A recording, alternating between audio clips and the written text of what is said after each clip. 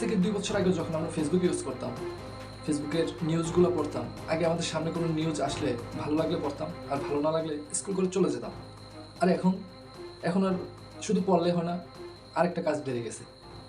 পেজের লোগোটা খেয়াল করতে হয়। আসলে কার নিউজটা আমরা পড়তেছি। এটা কি কালবেলা নাকি বাল? এটা কি যমুনা টিভি নাকি আনোয়ার টিভি? এটা কি কালের কণ্ঠ নাকি এটা কি ডেইলি স্টার নাকি দিল্লি স্টার? সময় টিভি নাকি অসময় টিভি? দর্শক, এই কথাগুলো কেন বললাম? কারণ কিছুদিন আগেই দেখলাম নিউজে প্রকাশ করা হলো যে জামাত ইসলাম বিএনপির কাছে 50টি আসন চাইতেছে। বুঝতে পারছেন ব্যাপারটা? কি মিথ্যাচার, কি প্রপাগান্ড তারা ছড়ায়। 50টি আসন পাওয়ার জন্য কি জামাত ইসলাম বিএনপির সাথে ঐক্য করতেছে বা এই ধরনের কিছু হচ্ছে, নাকি এই ধরনের নিউজ বা প্রতিবেদন প্রকাশ করার মধ্যে দিয়ে জামাত ইসলামকে বিতর্কিত করার কোনো চেষ্টা চলতেছে বা কেউ কেউ ষড়যন্ত্র শুরু করেছে? দর্শক, আপনারা জানেন বাংলাদেশে প্রায় গত 16 বছর কোনো নির্বাচনই হয়নি, এক প্রকার নির্বাচনই হয়নি। আমরা এখনও জানি না বাংলাদেশের মাঠে নির্বাচনের পদ্ধতি যেভাবেই হোক না কেন কার পক্ষে কত পার্সেন্ট জনগোষ্ঠী আসছে সেটা পরিমাপ করা এখনও সম্ভব নয়। কারণ 16 বছর মানুষ ভোটাধিকার বঞ্চিত ছিল। বাংলাদেশে প্রায় 50% যুবকের বসবাস রয়েছে। বলতে গেলে এই মুহূর্তে জনসংখ্যার 50%ই হচ্ছে যুবক। দর্শক, এই বিষয়টি বাংলাদেশের জন্য অবশ্যই পজিটিভ সাইড, এবং সেই যুবকরাই গত সরকারের বিরুদ্ধে আন্দোলন সংগ্রাম এদেশের মানুষকে ভোটাধিকার ফিরিয়ে দিয়েছে এই আন্দোলন সংগ্রামের মাধ্যমে। ফলে আমরা জানি না কি পদ্ধতিতে নির্বাচন হলে, কিভাবে নির্বাচন হলে বা কারা আগামীতে সরকারে যাবে। সত্যি বলতে সেটা কিন্তু এখনো অনিশ্চিত। কারণ এদেশে বিগত দিনের ইতিহাসের আলোকে যারা সরকার থেকে বিদায় নেয়, তারপর পরবর্তী বড় দল যেটাই থাকে সেই দল ক্ষমতায় যায়। কিন্তু বর্তমান সময়ে তা নয়। বর্তমান সময়ের প্রেক্ষাপটটা ভিন্ন এবং একটি অনিশ্চয়তার মধ্যে দিয়ে বাংলাদেশ যাচ্ছে। কেউ জানে না আগামীতে কে সরকার গঠন করবে। সেটা হতে পারে বিএনপি অথবা জামাত ইসলাম, নাকি তৃতীয় পক্ষ কেউ। সত্যি বলতে কেউ জানে না আগামীতে বাংলাদেশের রাষ্ট্রীয় ক্ষমতা কার হাতে যাচ্ছে। তার মধ্যে হঠাৎ করে 2-1 দিনের মধ্যেই বাংলাদেশের একটি পত্রিকা, সংবাদ মাধ্যম কালের কণ্ঠ নামের একটি পত্রিকা জামাত ইসলামকে নিয়ে একটি প্রপাগান্ডামূলক অসত্য প্রতিবেদন তারা তৈরি করেছে। ব্যক্তিগতভাবে আমার কাছে মনে হচ্ছে জামাত ইসলামকে নিয়ে যে প্রতিবেদনটা তৈরি করা হয়েছে এটার পেছনে বড় ধরনের কোনো ষড়যন্ত্র আছে। অবশ্যই কোনো না কোনো ষড়যন্ত্র আছে। যেমন মানুষ বর্তমানে ভাবে বাংলাদেশের বর্তমানে বড় দল বিএনপি, এবং বিএনপি বর্তমানে কর্মকাণ্ডের কারণে যদি ক্ষমতায় না আসে তাহলে নিশ্চয়ই বিএনপির পরে জামাত ইসলাম বড় দল এবং তারাই ক্ষমতায় আসতে পারে। এই যে আমি ভাবছি এবং বাংলাদেশের মানুষ, সাধারণ জনগণ, সাধারণ ভোটাররা যে সিদ্ধান্ত নিচ্ছে যে মাঠে এখন আওয়ামী লীগ নেই, আওয়ামী লীগ না থাকায় সে হয়তোবা ভোট জামাতকেও দিতে পারে অথবা বিএনপিকেও দিতে পারে। কিন্তু এই প্রতিবেদনের মাধ্যমে সাধারণ মানুষের মধ্যে একটা বিভ্রান্ত ছড়িয়ে দেওয়ার চেষ্টা চলছে। জামাত ইসলাম একটি দুর্বল দল এবং সে ক্ষমতায় যেতে পারবে না, তাকে ভোট দিয়ে লাভ নেই, সে তো অন্যের উপর নির্ভর করে। এই ধরনের একটি প্রভাকাণ্ড বা মিথ্যাচার তার জামাত ইসলামের কর্মীদের মধ্যে ছড়িয়ে দেওয়ার একটি অপচেষ্টা চলতেছে। জামাত ইসলাম বিএনপির কাছে 50টি আসন চাইতেছে, তার মানে জামাত ইসলাম 50টি আসন পাওয়ার যোগ্য। এর চেয়ে বেশি সক্ষমতা হয়তো জামাত ইসলামের নেই।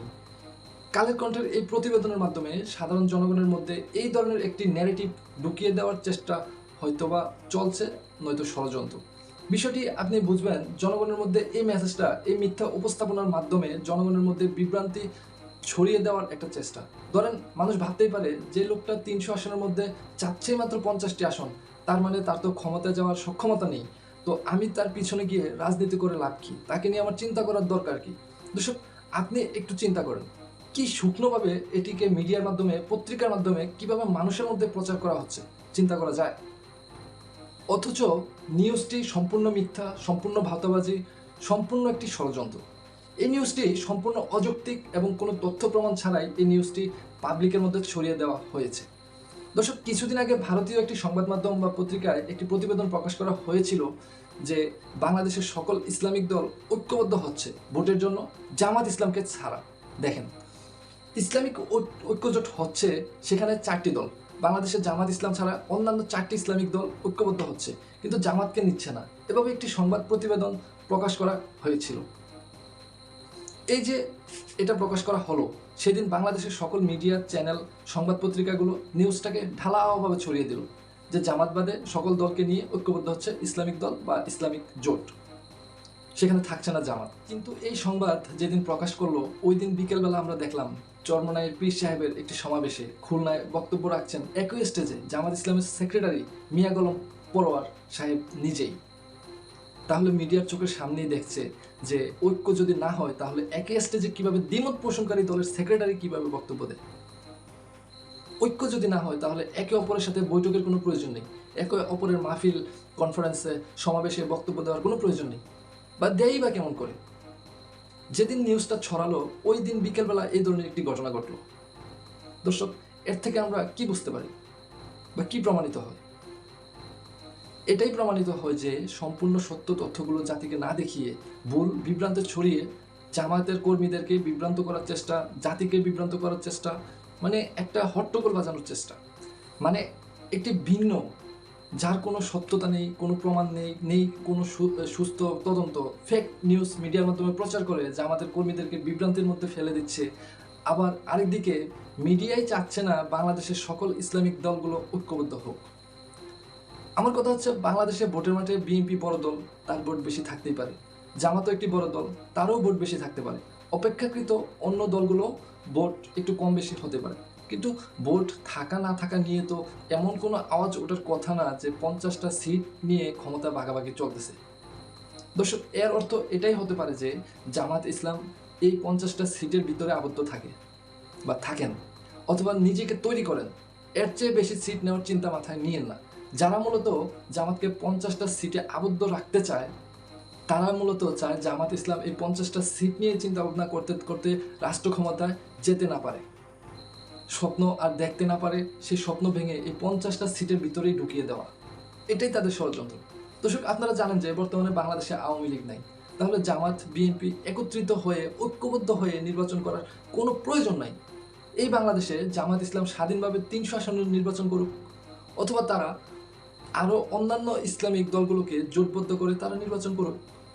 বিএনপির মতো করে জোট করে বা একক নির্বাচন করুক। এতে করে জনগণ যাকে ভোট দিবে সেই হবে আগামী বাংলাদেশের ক্ষমতার অধিকারী বা বাংলাদেশের রাষ্ট্রীয় ক্ষমতাসীন দল, সরকারি দল। জনগণের ভোটের উপরে আপনারা ছেড়ে দেন। জনগণ যদি বিএনপিকে ভোট দিয়ে ক্ষমতা আনে তাহলে ভালো, যদি জামাতকে ভোট দিয়ে ক্ষমতা আনে তাহলেও ভালো। এক কথায়, জনগণ যদি চায় যে সরকার ক্ষমতায় বিএনপি যাক এবং বিরোধী দল হোক জামাত ইসলাম, সেটাই হবে। বাংলাদেশের মানুষ সেই সরকারের অধীনেই চলবে। কিন্তু আপনারা যদি নির্বাচনের আগেই বলেন অমুকে বা অমুক দল 50টি আসনের জন্যই লড়াই করছে, তাহলে এই মিথ্যাচার, এই প্রপাগান্ডার দায়ভার কি আপনাদের সাংবাদিকদের নেওয়া উচিত নয়? এই চরম মিথ্যাচার একটি রিপোর্ট আপনাদের তৈরি করে এবং প্রকাশ করে জনগণের যে বিভ্রান্ত তৈরি করেছেন, এর দায়ভার কি আপনারা নেবেন না? একটি দলকে জনগণের কাছে প্রশ্নবিদ্ধ করার যে ষড়যন্ত্র আপনারা করছেন, আপনারা কেউ যেটা করছেন, এর দায়ভার আপনাদেরকে নিতেই হবে। দর্শক, আপনারা জানেন যে বর্তমানে বাংলাদেশের রাজনীতির মাঠে 2টি দলই আছে প্রভাবশালী, যেহেতু আওয়ামী লীগ বর্তমানে মাঠে নাই, নিষিদ্ধ। তাই বিএনপি এবং জামাত ইসলাম ছাড়া কিভাবে হবে প্রতিদ্বন্দ্বিতামূলক নির্বাচন? আজকের এই নির্বাচন যদি বিএনপি এবং জামাত ইসলাম সরকারি দল এবং বিরোধী দল হওয়ার মতো অবস্থায় না থাকে, তার মানে তারা যদি প্রতিদ্বন্দ্বী না হয়, জোটবদ্ধ হয়, তাহলে প্রতিদ্বন্দ্বীটা আসলে হবে কে? 3 নম্বর দলটা কে? কার যোগ্যতা আছে এই 2টা দলের সাথে প্রতিদ্বন্দ্বিতামূলক নির্বাচনে অংশগ্রহণ করার?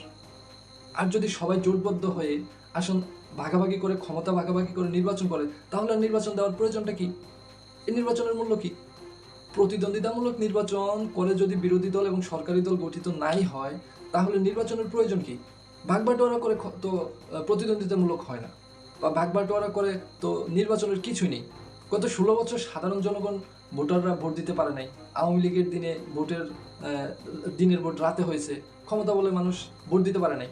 এখন ভোট দিবে, জনগণ, সাধারণ জনগণ মত প্রকাশ করবে ভোটের মাধ্যমে। এখন কথা হচ্ছে, আওয়ামী লীগ নিষিদ্ধ, আওয়ামী লীগ ছাড়াই নির্বাচন হবে, এবং গত 16 বছর যারা নির্বাচন করেছে এবং নির্বাচনে অংশগ্রহণ করেছে আওয়ামী লীগের সাথে জোটবদ্ধ হয়ে, তাদের বাদ দিয়েই আগামী নির্বাচন হবে।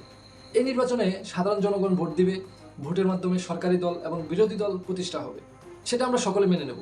সরকারি দলের আন্ডারে দেশ চলবে, বিরোধী দল সংসদে যাবে, তারা বিরোধিতা করবে, এটাই তো গণতন্ত্রের সৌন্দর্য।